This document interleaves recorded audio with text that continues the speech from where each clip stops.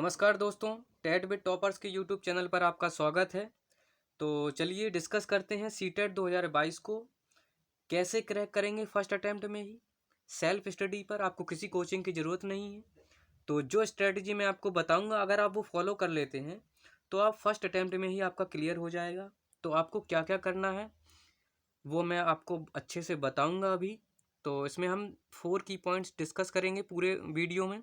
About paper, paper के बारे में डिस्कस करेंगे थोड़ा, और इसके स्ट्रक्चर को लेकर बात करेंगे और क्या स्ट्रेटजी आपको अपनानी है। स्ट्रेटजी में हम देखेंगे कि हमें क्या करना है और क्या नहीं करना है, क्योंकि बहुत से लोग ऐसे होते हैं जिन्हें पता नहीं होता कि हमें क्या नहीं करना है। वो एक दो बार एग्ज़ाम दे चुके हैं, उनका क्लियर नहीं हो रहा है क्योंकि उनको इस बात की जानकारी नहीं है कि हमें क्या करना है और किस चीज़ को हमें अवॉइड करना है। तो इसको आपको ध्यान में रखना है, ठीक है। और चौथा की पॉइंट है हमारा कंक्लूजन, यानी कि लास्ट में हम देखेंगे कि हमें जो हमारा निचोड़ निकला है इस पूरी इन्फॉर्मेशन का वो क्या है, कि हमें क्या करना है क्या नहीं करना है, ठीक है। तो अबाउट पेपर की अगर हम बात करें तो ये आपका 150 नंबर का होता है, ठीक है। और आपका जो पेपर है सीटेट 2022, अगर हम इसकी बात करें तो 2011 से लेकर अब तक इसके सिलेबस में कोई भी बदलाव नहीं हुआ है। मतलब जैसा था वैसा ही है, डिट्टो सेम, ठीक है। लेकिन इसका जो एग्ज़ाम मोड है वो पहले ऑफलाइन होता था, अब उसको उठाकर ऑनलाइन कर दिया है, ठीक है। और अगर हम इसकी पेपर की मार्क्स की बात करें तो आपका ये 150 मार्क्स का होता है और इसमें आपको 2.5 घंटे का समय मिलता है, जो कि पर्याप्त समय है, ठीक है। और आपकी इसमें कोई भी नेगेटिव मार्किंग नहीं है, यानी कि अगर आप कोई क्वेश्चन गलत कर देते हैं तो आपका केवल वही गलत होगा, आपका कोई अलग से कोई नंबर नहीं काटा जाएगा, ठीक है। अगर आप जनरल कैटेगरी से बिलोंग करते हैं तो आपको क्वालिफाई करने के लिए 90 मार्क्स की ज़रूरत है, और अगर आप एससी या फिर ओबीसी से बिलोंग करते हैं तो आपको 82 नंबर की चाहिए ज़रूरत है, ठीक है। तो ये तो हो गई आपकी बेसिक जानकारी सीटेट 2022 के बारे में, ठीक है। अब हम अगर हम पेपर के स्ट्रक्चर की बात करें तो स्ट्रक्चर जो है पेपर का वो क्या है, तो पेपर फर्स्ट और पेपर सेकंड, ठीक है। तो जो पेपर फर्स्ट होता है वो प्राइमरी लेवल के लिए होता है, यानी फर्स्ट से फिफ्थ के लिए। और जो पेपर सेकंड होता है वो होता है आपका अपर प्राइमरी, यानी कि 6 से 8th क्लास के लिए, ठीक है।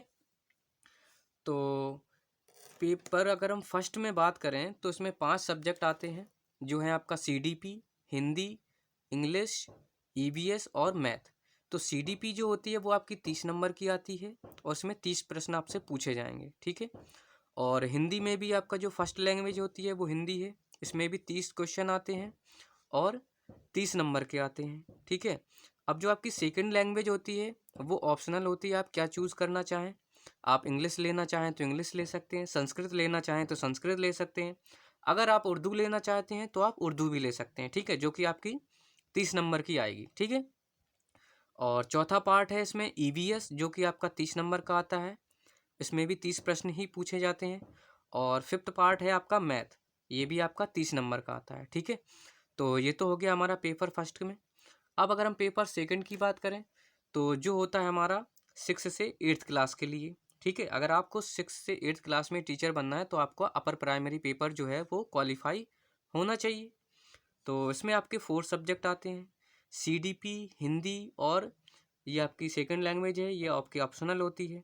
इंग्लिश हो गया, संस्कृत और उर्दू, इन तीनों में से कुछ ही आपको एक को ही सिलेक्ट करना है, ठीक है, जो कि आपकी 30 नंबर की आती है।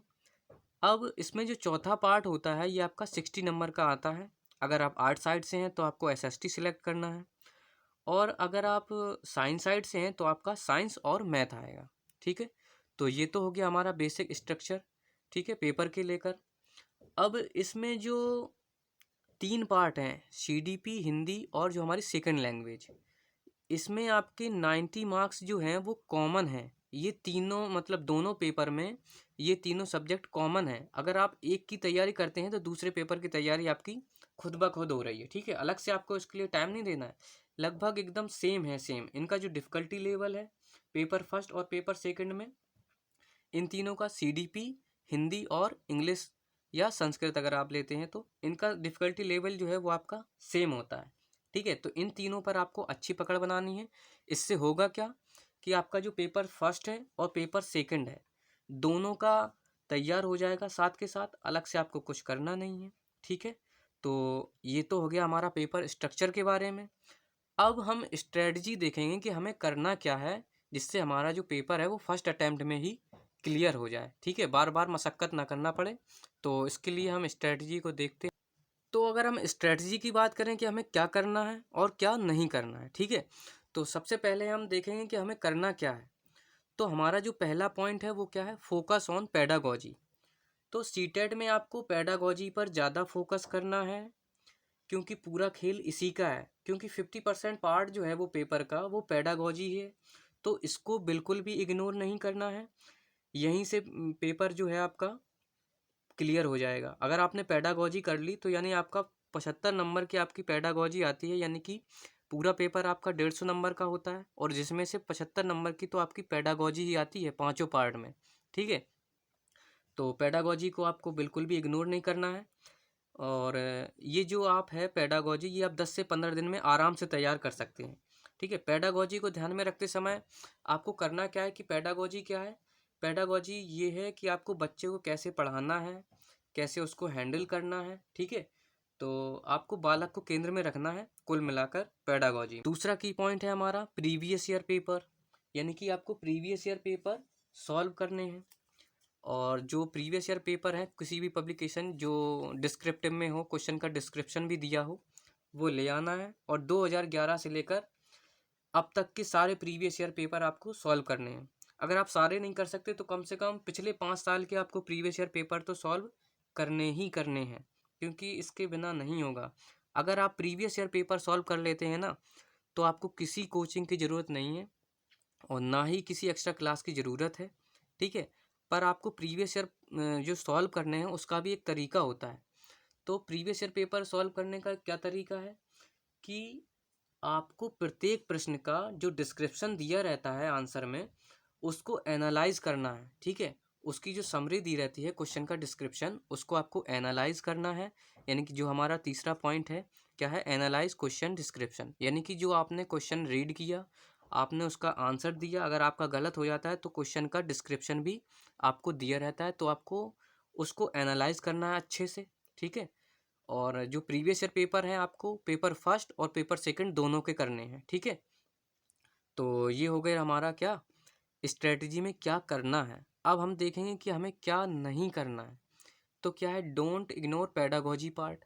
तो यानी आपको पेडागोजी को आप बिल्कुल भी इग्नोर नहीं करना है, क्योंकि पेडागोजी जो है वो आपकी पूरी 75 नंबर की आ रही है, यानी कि 50% पार्ट जो है आपका सीटेट में वो पेडागोजी ही है, ठीक है। और दूसरी चीज़ जो है इसमें आपको क्या नहीं करना है कि आपको जो ग्रामर सेक्शन है किसका, हिंदी का और इंग्लिश का, लोग क्या करते हैं कि इसका इंग्लिश का और हिंदी का ग्रामर पढ़ने लग जाते हैं, तो आपको ग्रामर पूछा ही नहीं जाएगा। आपका हिंदी में और इंग्लिश में 15 नंबर का आता है आपका पैसेज, ठीक है, और 15 नंबर की आती है आपकी पेडागोजी।